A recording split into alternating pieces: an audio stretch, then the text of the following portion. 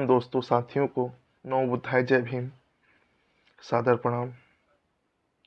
दोस्तों, महाकुंभ में जो भगदड़ हुई है, जिसमें हजारों लोग मारे गए हैं, सैकड़ों लोग घायल हुए हैं और सैकड़ों लोग मिल नहीं रहे हैं। दोस्तों, बिना राजनीति किए, बिना लाग लपेट के हमें सिर्फ उनके बारे में सोचना है जिसके सिर से एक पिता का साया उठ गया, जिसका एक अपना इकलौता बच्चा चला गया, बच्ची चली गई, जिसकी माँ चली गई।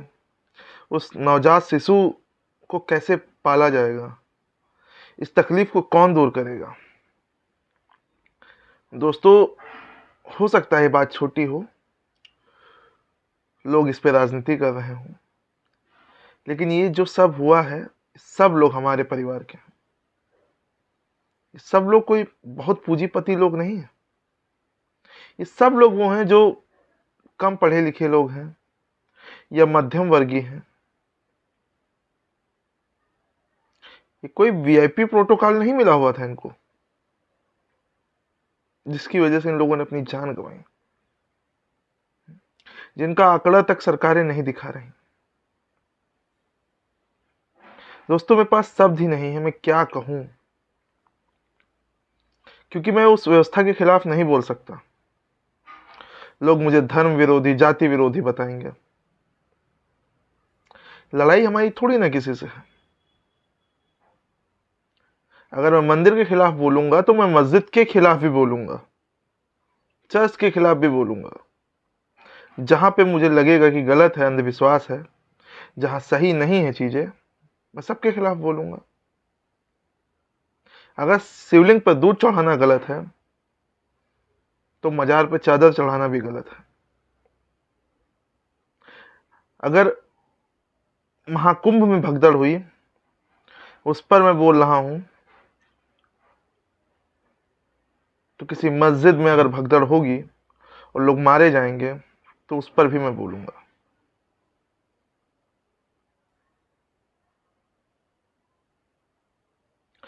मैं उन लोगों का विरोध इसलिए ज्यादा करता हूं जो जातिवादी विचारधारा के लोग हैं। उसका कारण यह है कि वो हमें हिंदू हिंदू कहकर अपना सिर्फ वोट के लिए बना लेते हैं, बाद में सबसे ज्यादा शोषण वही करते हैं।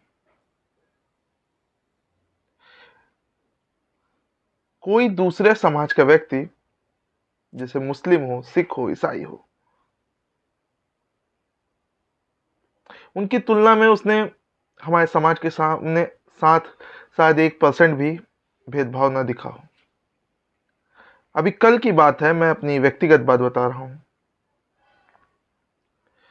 अपनी बुआ को छोड़ने के लिए मैं गया और एक ऑटो से बैठाया मैंने उनको। बगल में 3 लोग ऐसे थे जो मेरे ही समाज, हिंदू समाज से थे, जिससे मैं भी अभी तक ताल्लुकात रखता हूं, जिसमें मैं भी जन्मा हूं। बगल में एक मुस्लिम महिला थी। सब वहीं जा रहे थे, लेकिन किसी ने भी मेरी बुआ की मदद नहीं की, क्योंकि वो बुजुर्ग थी। उनका बैग बहुत वजनी तो नहीं था, छोटा सा बैग था, उसको रखने के लिए जगह नहीं दे रही थी। उस मुस्लिम महिला ने मुझे आश्वासन दिया कि भैया, मैं इनको आराम से उतार दूंगी, आराम से बैठा लूंगी, इनको कोई तकलीफ नहीं होगी। और वैसा ही हुआ। जब बुआ अपने गंतव्य पर पहुंची तो उसने उनकी उतनी ही हेल्प की। बाद में बुआ ने मुझे फोन करके बताया। आज हमें हिंदू हिंदू कह के लड़ाया जा रहा है, तो मैं कैसे खुद को हिंदू मान लूं? कैसे आपके साथ जुड़ जाऊं? आपको मौका मिलता है तो आप घोड़ी पर नहीं चढ़ने देते हैं, अपने घर के सामने से बारात नहीं ले जाने देते हैं। आपको मौका मिलता है तो आप चप्पल तक नहीं पहनने देते हैं, मूंछ तक नहीं रखने देते हैं। आपको जब भी मौका मिलता है तब आप हमारा शोषण करते हैं।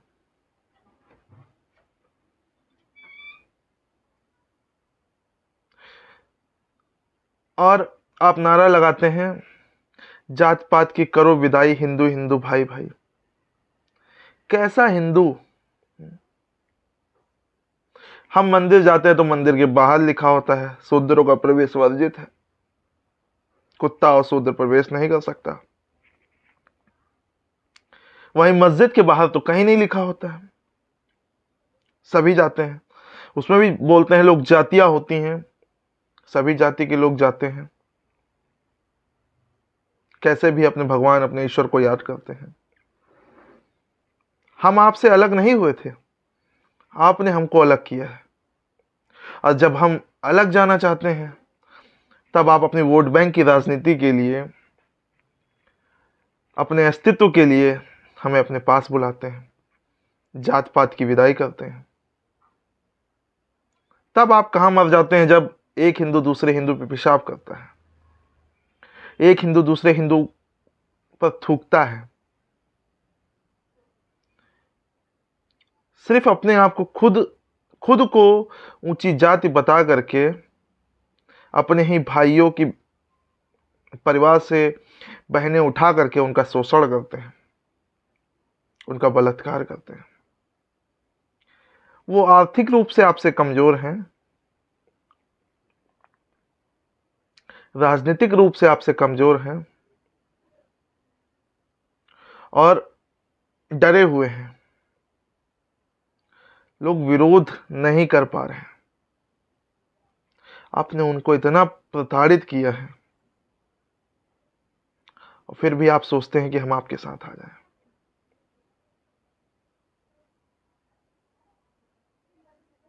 मैं खुद के जीवन की बात, अगर मैं अपना खुद के बारे में बताऊं तो मुझे आज तक एक व्यक्ति, सिर्फ एक व्यक्ति ऐसा मिला है जो लगता है सच में इंसान है, जिसके अंदर जातिवाद नहीं दिखा मुझे। कहीं कहीं पे रहा है लेकिन उतना खुल करके जातिवाद नहीं दिखा। मैं उसका विरोध नहीं कर रहा हूं, ना ही उनका समर्थन कर रहा हूं, उनका नाम तो नहीं लूंगा मैं, लेकिन बहुत सम्मान करता हूं उनका। आपकी ही जाति से आते हैं वो लोग।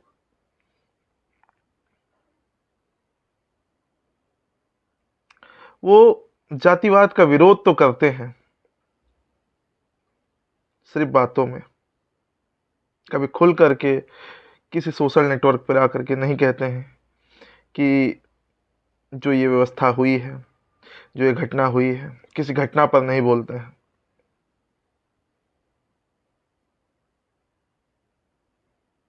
वो स्वयं पत्रकार हैं, बड़े पत्रकार हैं। वो चाहें तो जो भी न्यूज़ हैंडल है उनके पास, उसमें उन चीज़ों को उजागर कर सकते हैं, लेकिन एक भी पन्ना मुझे नहीं दिखा, एक भी पेज, एक छोटी सी लाइन।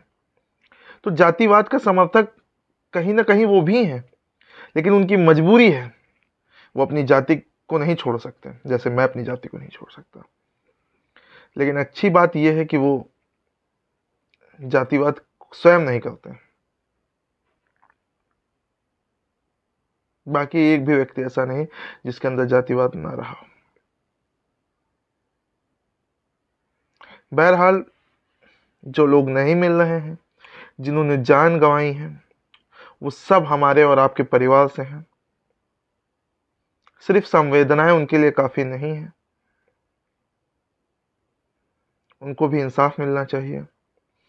जिनके घर, जिनके घरों के लोग अभी तक नहीं मिले हैं, चाहे उनका मृत शरीर हो, अगर वो जिंदा हैं, सकुशल हैं, तो बहुत अच्छी बात है। वो अपने परिवार वालों से मिले, प्रशासन उनकी मदद करे। उम्मीद तो कम है। बाकी आप लोग क्या कहते हैं? आपके साथ कोई ऐसी घटना जिसमें आपने खुल करके जातिवाद देखा हो, जो आपका पर्सनल अनुभव हो? तो मेरे साथ साझा करें। नमो बुद्धाय, जय भीम।